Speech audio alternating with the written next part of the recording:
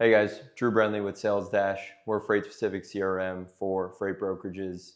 And today we're talking with Josh about some of the cold call approaches that we have seen work and we've seen also not work. What would you say if you're someone that's new to cold calling? What would you give them as kind of a first pointer of maybe don't do this? I think when it comes to don't do this, I think it's actually probably stick to like one specific process, because I think you have to be super fluid when it comes to B2B sales, right? And B2B sales, for anybody that's not familiar with that, is business to business. It's much different than business to consumer. You know, if I'm just selling specifically to Drew versus if I'm selling to Gordon Food Service, who has all these different locations and, you know, probably tons of different shipping managers, logistics managers. It's a whole different process.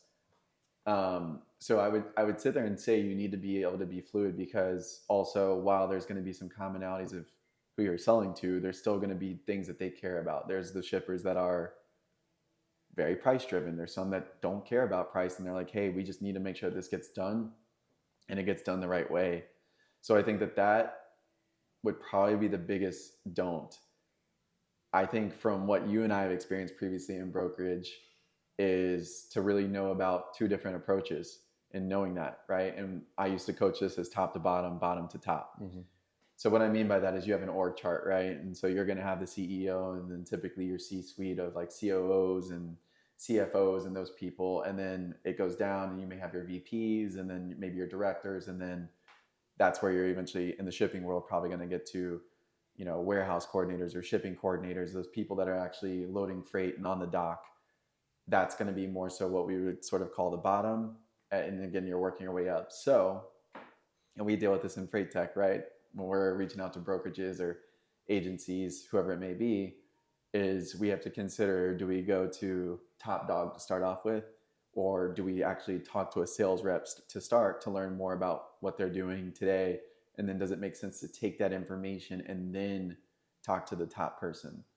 So you were a broker, you did this, you made 11,000 cold calls, you know, when you were a broker, and you've done this now hundreds of times on the freight tech side. What can you talk about? Let's maybe specifically go to brokerage, but between those two approaches, like what would you typically start with? What just worked well for you? But then when would you flip to the other side? Yeah, I would usually start with bottom to top. Reason being is oftentimes, number one, a few things. Number one, a lot of people are going to start at the top. They're going to go right to the sales manager or transportation manager and the person that's awarding the freight. But if you can talk to someone that's on the dock, someone that loads the truck, someone that is doing the day-to-day operations, number one, they might not get as many calls. And number two, they might be more transparent with you. They might say, hey, this is actually what's going on. They could be very transparent. They could be very transparent, tell you everything you need to know.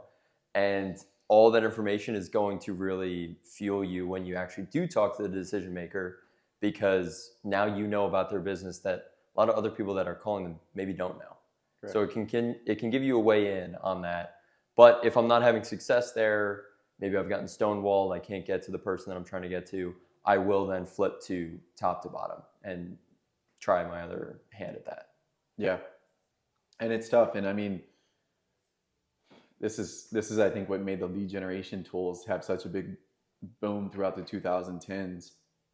But it was gatekeepers, right? And gatekeepers made it really, really challenging to get through to a shipping manager, the person that makes decisions, where it's like, yeah, I'll jot down your name, email, phone number, website, whatever it is. And you know that they're not doing anything with that most of the time. And there are strategic ways to get around the gatekeeper. But the reason why, you know, let's just name them, but ZoomInfo, for example, had such a big boom was because you could basically buy contact data and get mobile numbers. So you don't have to talk to the gatekeeper. You get their personal cell. And not that everybody loves that. You know, not everybody's going to love getting a freight broker calling their cell phone. But if you know how to handle yourself over the phone, good tone, good message, good reason why you're calling and not super generic, that there's a reason why those companies like ZoomInfo have made so much money, is because it works.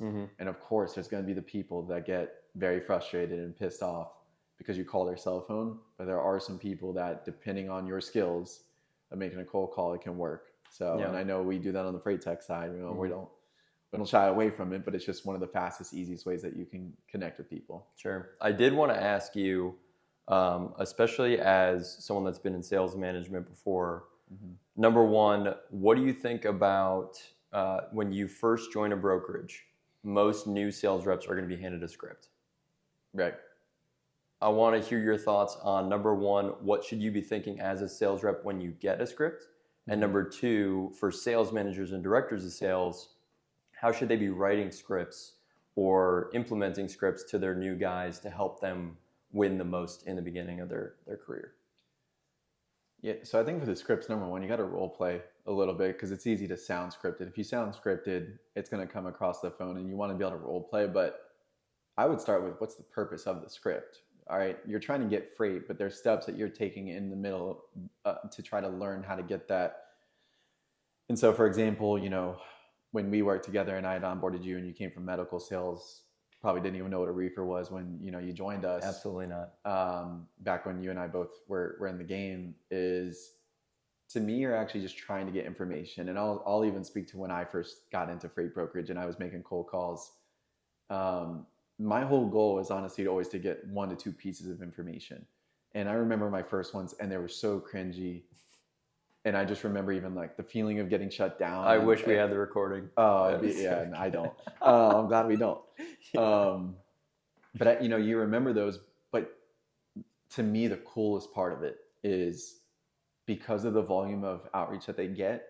If you have a terrible call, they'll forget about you in 2 weeks. You can call and start from scratch. And that honestly, to me, was one of the most enlightening things. Was, sure, I may have sounded terrible on that call, but I'm going to get better the next one. I've got 20, 30, 40, 50 more to make today. And then by the end of a week, I'm in the hundreds now of repetition. So I'm figuring that out in terms of what I need to do. So from a script standpoint, I think the biggest thing is, and this is also something that I think others do incorrectly, is they go straight for the sale. But you have no idea in terms of what they ship and what they do and if they're a potentially good fit. They may not even have volume and you're just sitting there calling them all the time. But if they're like, yeah, we move 1 shipment out of every 6 months because we're vendor routed, customer routed, then why are you calling them? You're not spending your time correctly. So I think figuring out what are those pieces of information that you need to know.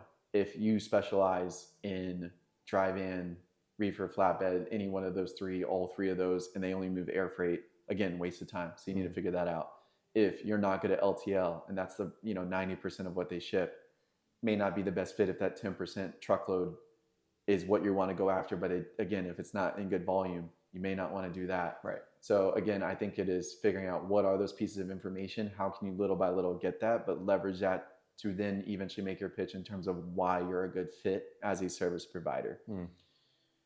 And then the second part of your question, I guess, just what was it more so? What were you? Like sales manager perspective, if you were to write a script, or if you were to, doesn't even have to be a script, but implement some kind of sales piece of information to your team that's coming on board. Got it. Honestly, my biggest thing on this is to build, I'm going to make up this phrase, but like a predictability tree of information.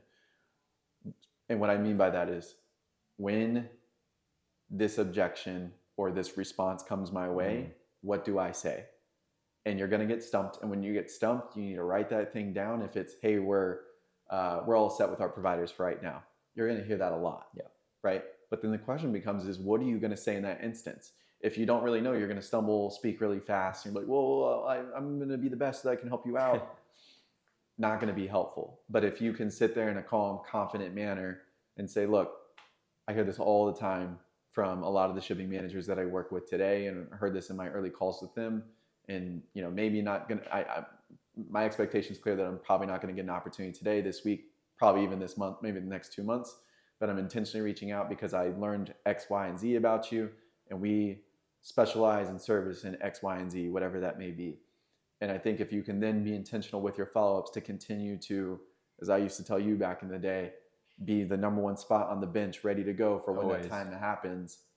It's transportation. It's not a matter of if, it's when things mess up. Are you ready to go? When your name gets called, you're pulled up off the bench. And if they send you a quote or they give you a call and say, hey, Drew, I've got one for you now.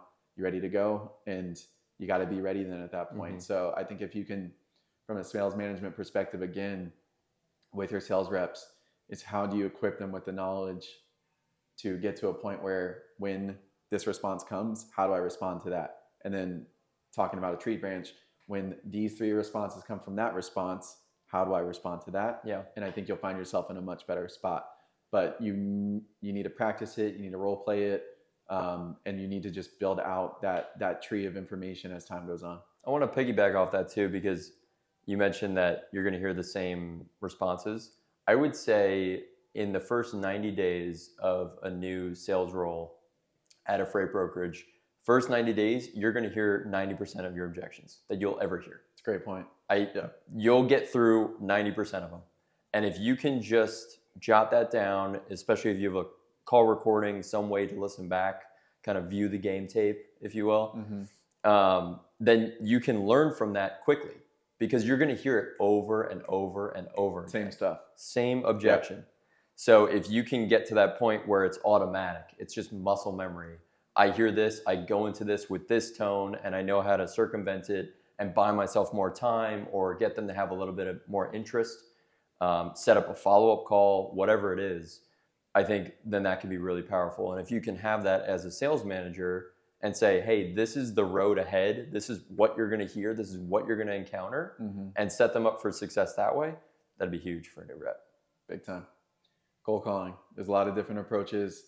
There's a lot that goes, and that's what I think people underestimate about this game in particular, is that it's ever changing. You have to try different approaches. Again, like we talked about, top to bottom, bottom to top of the org chart and whatnot. But you know, I think you want to be trying to go in all areas within that account as you can. If you know that they ship the stuff that you're typically going to be able to handle, and if you've especially learned that they work with brokers and they ship reasonable volume, you better be trying anything and everything you can about all those different approaches and all those contacts, and just be willing to try new stuff and fall down. Because again, if you fall down, call them back in 2 weeks, start from scratch, and then roll. Thank you for watching and listening. This content is brought to you by our team at Salesdash CRM. Check us out at salesdashcrm.com. Follow us here for more freight sales and marketing content. We'll see you next time.